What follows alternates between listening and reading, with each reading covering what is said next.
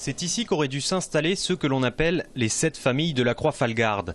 En 2007, elles achètent ensemble ce terrain agricole d'1,5 hectare pour 150 000 € avec la volonté de s'y installer.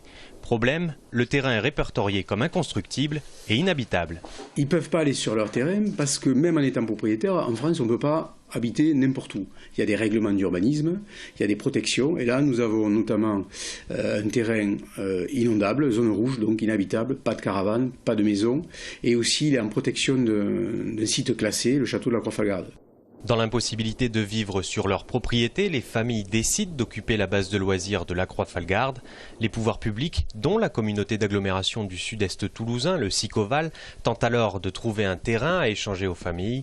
Un protocole d'accord est signé en mars 2012. Les familles obtiennent une propriété à la Beige. En attendant sa viabilisation, un terrain provisoire est mis à leur disposition. C'est un terrain qui est devenu insalubre. On a resté déjà tout l'hiver, on a resté plus d'1 an dessus. Et on est entre l'autoroute, on est à peu près à 10 mètres d'une autoroute, sous une ligne à haute tension. Les 7 familles ont donc réinvesti la base de loisirs de la Croix-Falgarde depuis dimanche. Aujourd'hui, leur réclamation est simple, que les signataires respectent le protocole d'accord et que le terrain promis leur soit cédé. On nous dit qu'il n'est pas constructible, donc c'est pas possible de le donner. Mais il y a 2 ans, dès qu'on a signé le protocole d'accord, ce terrain, il était toujours à la même place, hein, et il avait toujours le même statut. Les services de l'État, la DDE, ont contrôlé ce terrain pour regarder si c'était possible. Les services du Sicoval ont regardé et ont étudié ce terrain pendant des mois pour regarder si c'était possible. C'est pas un papier qui a été signé du jour au lendemain.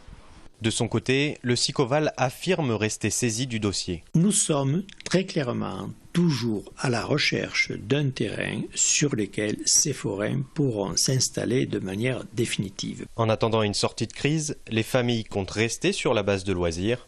Elles se disent déterminées et envisagent une action coup de poing pour se faire entendre.